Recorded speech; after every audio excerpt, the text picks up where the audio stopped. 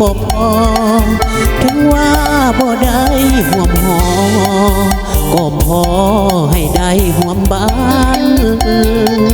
พ่อแม่น้องเอ่ยฟังแล้วเส้นทรมานพร้อมค่าดองตั้ง10 ล้านสุดทนทานหัวใจสิวายอ้ายบ่เสียใจโทษไทยดอกหนาเนื้อเย็นปล่อยตามลิขิตกฎเกณฑ์ขอเป็นเพียงอายสามวัยวัตถุเงินทองนั่นมาข้างกันหัวใจเหมือนเคยทำดีเอาไว้ยังบ่ได้อยู่ในสายตาอายและน้องปองดองของหักแน่นเหนียวบ่เคยคิดจะคดเลี้ยวรักเดียวการดาเพราะความจำเป็นขาดเปอร์เซ็นต์เพราะขาดเงินตาเงินบ่ได้น้องก็อยารอศาสนาถ้าฟ้าปานีเห็นน้องได้ดีไอ้นี้ก็แสนภูมิใจวันนี้ขอมาไว้ใส่ในงานแต่งของคนดีผู้แขนอวยพรงามงอนขอให้สุขีบ่ได้คู่กันชาตินี้ขอเป็นเพียงอายก็พอ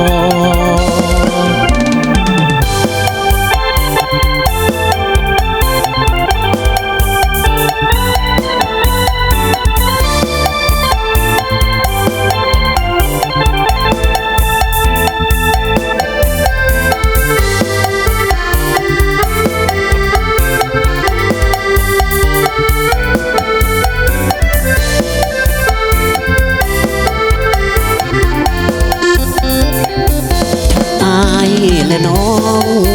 ปองดองของหักแน่นเหนียวบ่เคยคิดจะคดเลี้ยวหักเดียวการดาเพราะความจำเป็นขาดเปอร์เซ็นต์เพราะขาดเงินตาหากพอได้น้องก็อย่ารอศาสนาถ้าฟ้าปานีเห็นน้องได้ดีไอ้นี้ก็แสนภูมิใจวันนี้ขอมาไว้ใส่ในงานแต่งของคนดี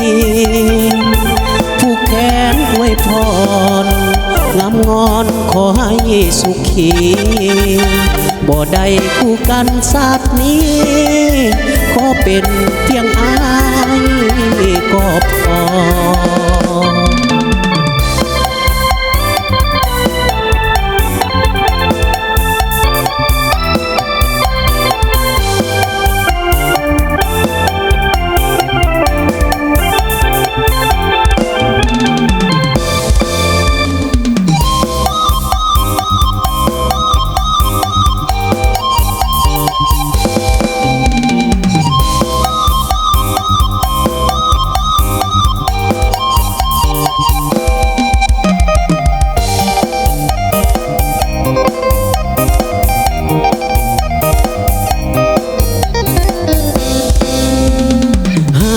กินน้ำเสียงตู่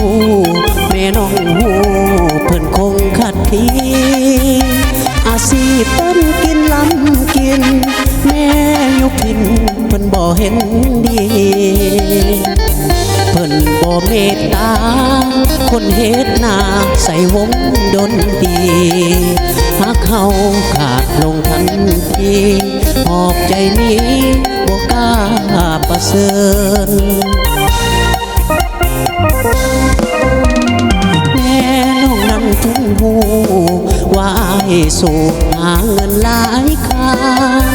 กลางเว้นเฮ็ดงานแน่นพังว่างกลางคืนห้องลำหาเงิน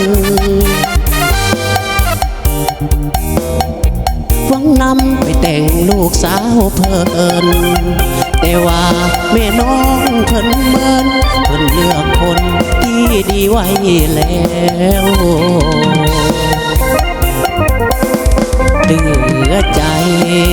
คุณอายบ่สมอานงอาชีพอายบ่มั่นคงขึ้นลงคงบ่พอแจวแม่น้องเพิ่นสั่งคนซื้อข้าวสารได้ห่างเท่าแมวบัดนี้อายผิดหวังแล้วใจแป้วน้ำตาไหลเล่น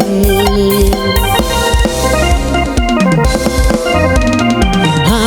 กินน้ำเสียงตูไอ้ทนสู่หาเงินหลายค่าเพื่อหวังหาเงินแต่งงาน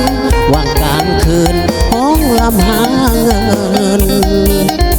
หีบโหมเงินคำหวังนำไปแต่งลูกสาวเพิ่นแต่ว่าแม่น้องเพิ่นเมินเพิ่นเลือกคนที่ดีไว้แล้ว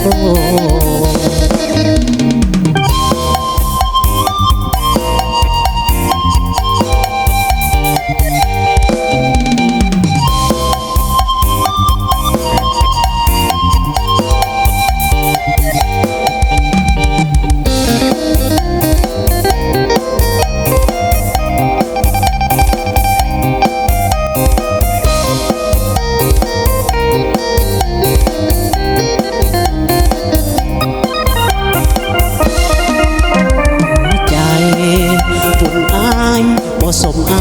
นงอาชีพอายบ่มั่นคงขึ้นลงคงบ่พอแจว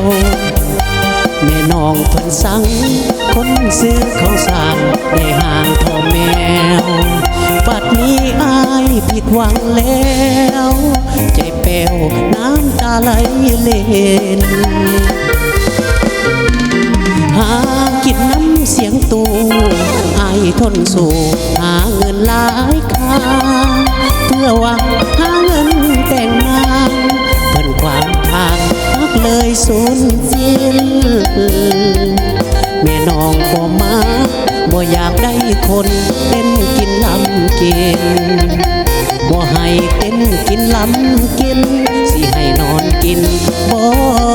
แม่เฒ่าเอ้ย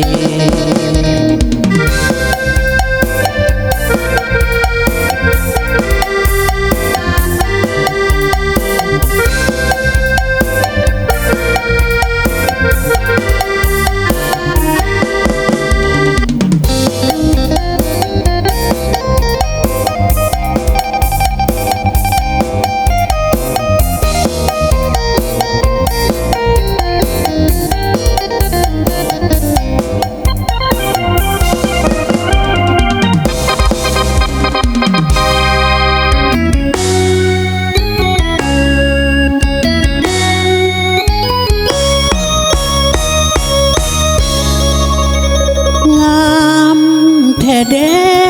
นางน้องแก้มแดงถ่ายลำลำสาวไม่ห่างลูกสามสั่งมางามกระโดดอยากขอเข้าห่วมวิวาแล้วทั้งน้องล่ะเอาผัวแต่ดอกเจ้าไว้บาดเขาป่าหนีไก่สั่งมางามแท้เด้น้องไอ้นี่ไม้ปองสั่งสาวลูกสามมาเป็นคู่ขอดูแลลูกหน่อย3 คนนั้นให้หำเฮียน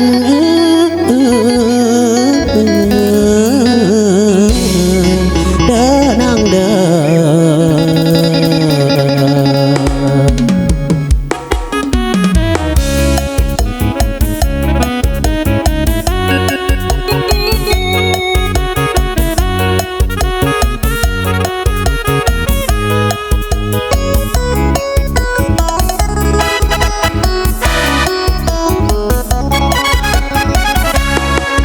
หวานแหเหมือนถึกฟ้าให้เอาเมียใหม่ก็ได้ลูก3 คนบ่ต้องทำหมอกรรมให้ยากให้มันลำบากสักน้ำสังไฟแต่งงานแล้วมีลูกไปสายมันแสนภูมิใจหักไม่ห่างลูก3ผ่านสายอายบ่สะเทือนมันบ่ได้เจือนคือกับฝั่งเสขอเพียงเฮาเข้าใจกันร่วมกันสร้างฝันก็สุขใจแล้วเด้เจ้าโอเคไอ้ก็โอเคบ่ได้ลังเลเต็มใจหักนางโอ้แม่ห้างลูก3น้องมีความงามสำนักเฮียนหมอผิวพรรณยังเต่งยังตึงนับว่าเป็นหนึ่งบ่มีไผทอแก้มปล่อยลอยถึงใจกระดอ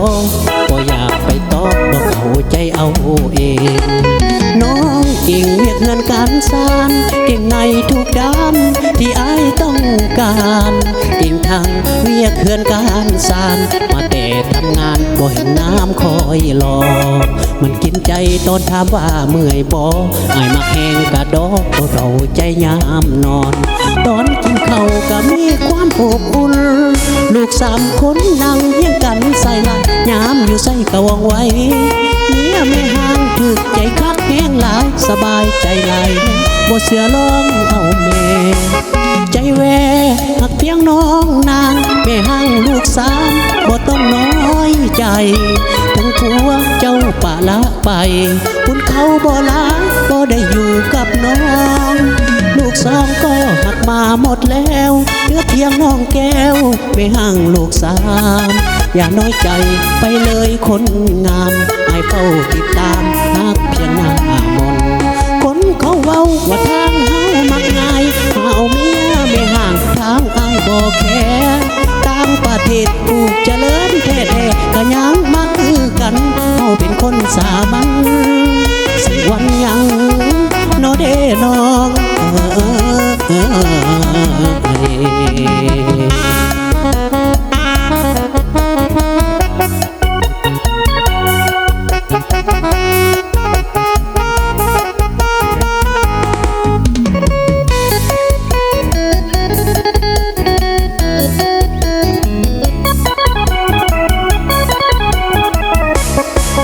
ใจแวหักเพียงน้องนางแม่ห่างลูก3บ่ต้องน้อยใจถึงผัวเจ้าป่าละไปคุณเขาบ่ลาบ่ได้อยู่กับน้องลูก2ก็หักมาหมดแล้วเหลือเพียงน้องแก้วแม่ห่างลูก3อย่าน้อยใจไปเลยคนงามให้เฝ้าติดตามหักเพียงหน้ามนคนเขาเว้าว่าทางเฮามักง่ายเอาเมียไม่ห่างทางอ้ายบ่แค่ต่างประเทศผู้เจริญแท้ๆก็ยังมาคือกันเฮาเป็นคนสามัญสิวันยัง